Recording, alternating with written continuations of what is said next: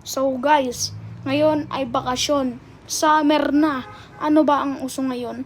Kaya hindi kompleto ang yung bakasyon na wag kang papayag na hindi ka nakapagpalpalipad ng saranggola. Ayan, bumili ka ako ng saranggola sa Shopee. So, agila siya. Mas matangkad pa sa akin to. Oh, tignan mo naman. Napakalaki, oh. Wala, ah. Oh, di ba napakalaki? 68 cm to.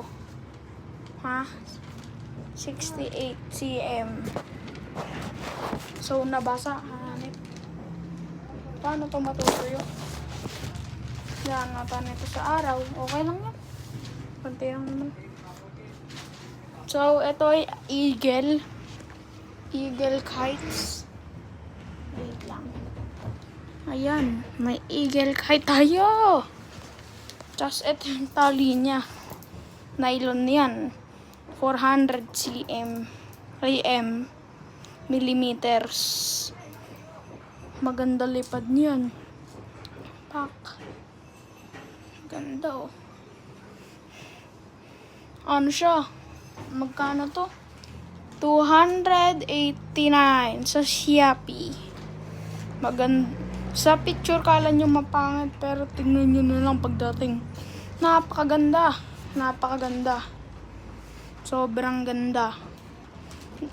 Sorry guys, di ko kasi napakita yung orange ko na ganito din.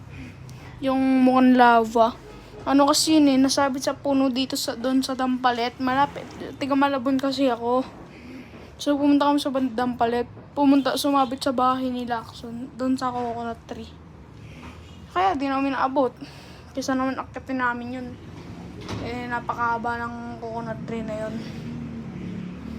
Ayan guys, ang ganda. So, parang ayaw nga to palipad eh. So, sa part 2, lalagyan ko to ng sumba. Para mas maganda yung lipad. Ano, dito ko lalagay yung sumba. O kaya, o doon, sa ano, likuran. Dito ko ilalagay yung sumba. Para mas maganda. So, shout out dyan kay Kalitar. Kalitar, sana mapanood mo to. Kalitar, idol kita. Kalitar. Kalitar, gawa mo ako saranggola.